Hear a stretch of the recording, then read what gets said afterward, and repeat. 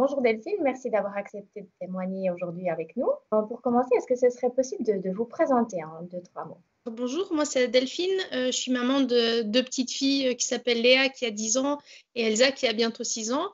Je suis mariée avec un Français qui a 45 ans. On vit en France depuis 8 ans. Vous m'avez expliqué que votre fille a des difficultés de sommeil depuis longtemps et puis elle souffre aussi d'hyperactivité. Oui, c'est tout à fait ça. Léa a toujours été une petite fille très active. D'accord. Et puis depuis quel âge vous avez connaissance de ces problèmes? Est-ce que les problèmes de sommeil sont venus en même temps? Est-ce que c'est venu... Enfin, est-ce que vous pouvez nous parler un petit peu de cette hyperactivité et puis du sommeil? Alors, le sommeil, elle a toujours eu des problèmes de sommeil, depuis toujours. Après, c'était un tout petit bébé. Donc, on a dû la réveiller pour la nourrir la nuit. Donc, je pense que c'est un peu devenu aussi un peu de là, ces problèmes de sommeil. Toutes les 2 à 3 heures, on devait la réveiller. Et puis, l'hyperactivité, en fait, on l'a surtout découvert quand elle est rentrée à l'école. Parce que pour nous, c'était une petite fille qui avait beaucoup d'énergie, qui adorait sauter, qui adorait vivre, qui adorait... Enfin, dès qu'il y avait un chemin à grimper, elle le grimpait. Donc, pour nous, c'était plutôt une petite fille qui était joyeuse et qui aimait vivre et qui était... Voilà. Donc, on n'a pas mis un nom à cette hyperactivité, pas avant la troisième Armos. Et chez nous, on dit le CP. D'accord. Ok. Et puis, par rapport au sommeil, ça représentait quoi, peut-être ces dernières années, quand vous parlez de problèmes de sommeil, comment était son sommeil? Léa, jusqu'à à peu près 5-6 ans, elle se réveillait entre pas du tout, une nuit normale, pas du tout, à 10, 15, 20 fois, tout le temps en fait. Et en fait, elle se réveillait surtout quand c'était les périodes de pleine lune. Genre là, on sait qu'elle ne dormait quasiment pas. Alors, elle s'endormait toujours très facilement, mais au milieu de la nuit, un petit bruit la réveillait, un petit rêve quelconque la réveillait, et pouf, elle venait voir papa, maman. Ça a dû être rude en tant que maman de devoir assumer des nuits chaotiques et puis des journées bien remplies. Oui, c'était pas facile. Quand on a découvert que c'était la pleine lune, on a mis des jouets dans son lit, comme ça, elle se réveillait et elle jouait, mis à part qu'elle nous appelait quand même, donc on se levait quand même. Et puis ensuite, par la suite, on a essayé plein de petites méthodes sans venir aux médicaments. En parlant de ces méthodes, justement, vous m'avez indiqué que vous aviez essayé pas mal de choses pour l'aider à redormir. Est-ce que vous pouvez nous citer un petit peu à quoi vous avez pensé et par quoi vous êtes passé? La première chose qu'on a essayé, c'est mettre une petite veilleuse. Donc, on a acheté une petite veilleuse qui donnait vraiment pas beaucoup de lumière, mais où elle voyait où elle était, parce qu'on s'était dit peut-être qu'elle a peur, peut-être que on savait pas. Donc, la veilleuse, aucun effet. Par contre, on n'a pas pu l'enlever, parce qu'une fois qu'elle s'y était habituée, c'était fini. Ensuite, on a essayé un réveil où il y a deux parties. Il y a une partie où il y a un petit lapin qui dort, et une petite partie où il y a un lapin qui est réveillé. Alors, quand on l'a mis en marche, ah, génial, les premières nuits, c'était magnifique. Elle a dormi même après que le lapin se soit réveillé. Et puis, tout d'un coup, de nouveau, rebelote, elle fait pas ses nuits. Et même, au contraire, elle se levait à 5h30, 6h le matin.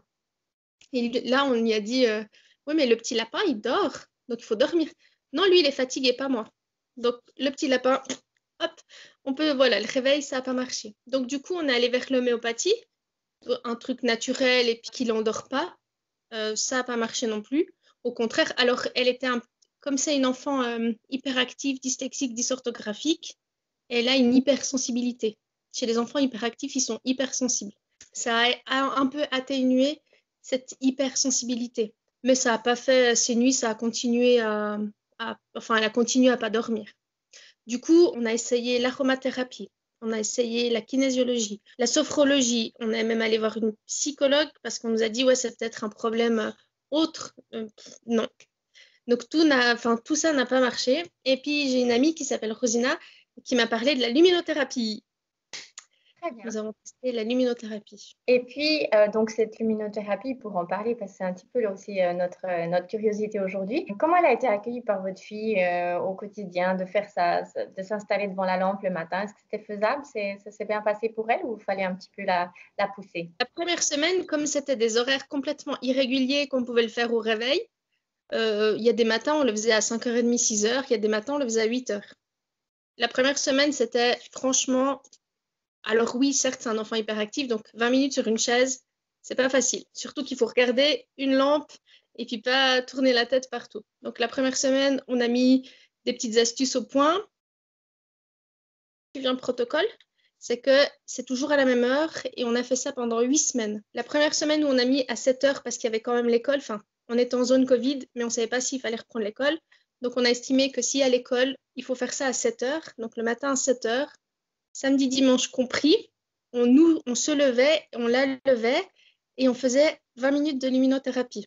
Donc la première semaine de luminothérapie à 7 heures, c'était plutôt compliqué parce qu'elle s'ennuyait, elle ne pouvait pas bouger de sa chaise, elle pouvait rien faire. Donc, elle s'est prévue une petite boîte où il y avait des livres, il y avait des jeux avec les mains, il y avait son déjeuner, il y avait tout ça. Et puis du coup, en fait, elle était sur sa chaise, et elle jouait, enfin voilà. Et elle a tenu les 8 semaines. Après, elle en avait un peu marre, elle a dit, mais maman, c'est fini.